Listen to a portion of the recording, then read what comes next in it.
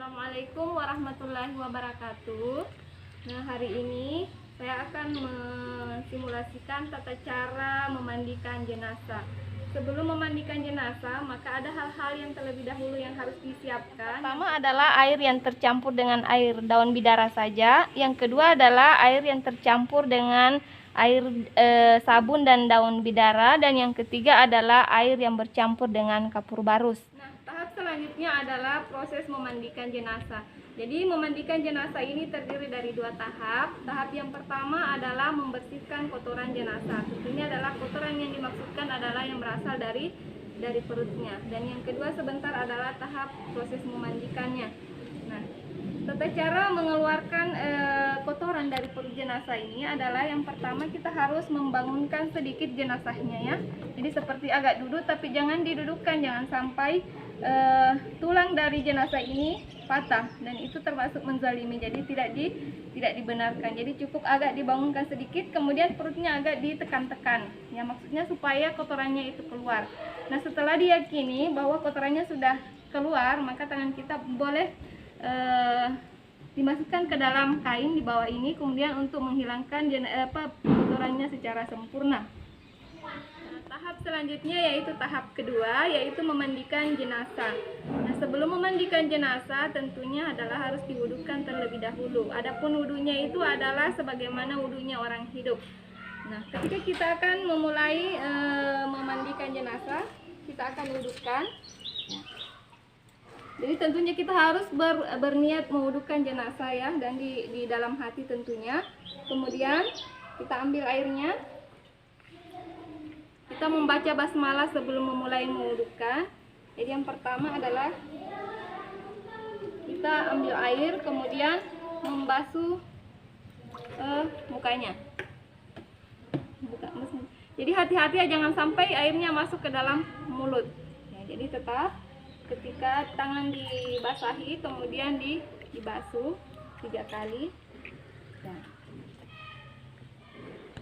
Adapun proses berkumur-kumur dan berinstisyak itu ada perbedaan pendapat di kalangan ulama. Ada yang menganjurkan untuk tetap dibersihkan mulutnya dengan hidungnya, tetapi dengan menggunakan tangan yang dibasahi, kemudian dibersihkan bagian mulut dan hidungnya. Jadi ini sebanyak 3 kali. Kita akan membasuh tangannya, jadi dimulai dari tangan yang kanan terlebih dahulu. Ya, jadi dari tangan sampai siku ya. Ini prosesnya 3 kali.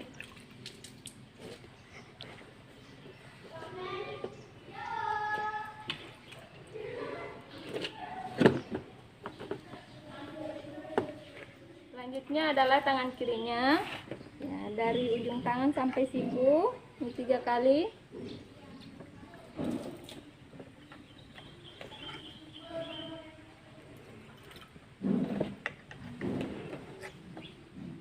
Selanjutnya kita akan membasuh kepalanya, ya, kemudian telinganya. Ini dilakukan cukup 1 kali. Kemudian kita akan membasuh kakinya. Selanjutnya kita akan membasuh kaki kanannya ya, 3 kali sampai pergelangan kaki. Kita kaki ya maksudnya. Selanjutnya setelah diwudukan maka jenazah akan dimandikan. Jadi proses memandikan ini bisa sampai 3 kali ya, jadi masing-masing 3 kali dan 3 tahap. Yang pertama yang kita siram itu adalah bagian dari atasnya, kepala. Tetapi ketika akan menyiram bagian kepala, maka ini mulut dan hidungnya harus tertutup, jangan sampai air masuk ke dalamnya.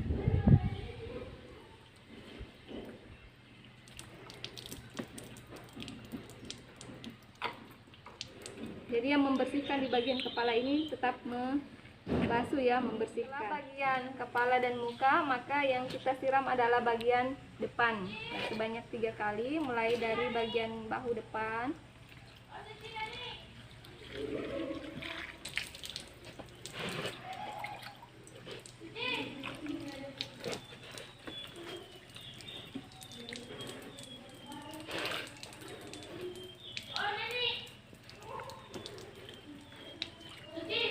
Jadi kalau misalnya ini dilakukan oleh beberapa orang, maka bisa masing-masing mengambil bagiannya. Misalnya ada yang di bagian dada, di bagian tengah perut, dan di bagian kaki. Angkatnya jenazahnya kita miringkan ke kiri, jadi yang disiram adalah bagian kanan. Ya, jumlahnya juga 3 kali, mulai dari bahu kanan atas ke kaki.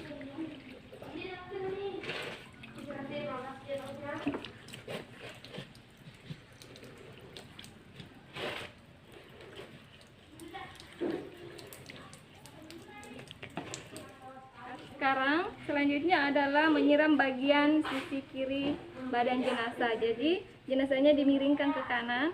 Kita siram sebagaimana yang tadi 3 kali, mulai dari bahu sampai kaki.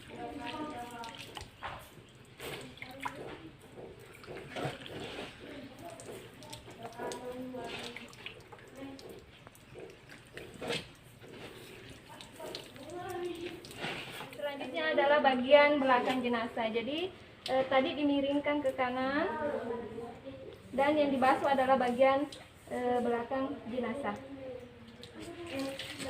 Bagaimana yang tadi, jumlahnya juga 3 kali.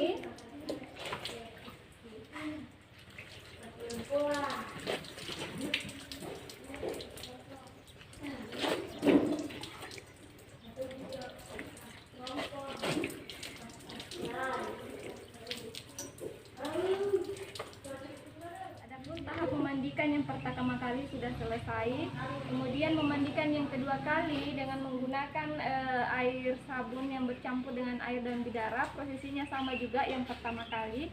Demikian juga memandikan yang ketiga kalinya dengan menggunakan air yang bercampur dengan kapur barus. Prosesinya juga sama dengan yang pertama kali.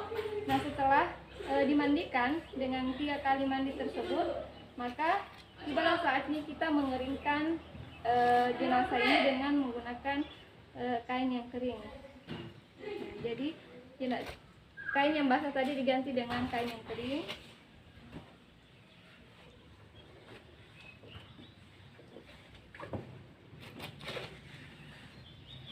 Jadi pelan-pelan melepas kain basahannya.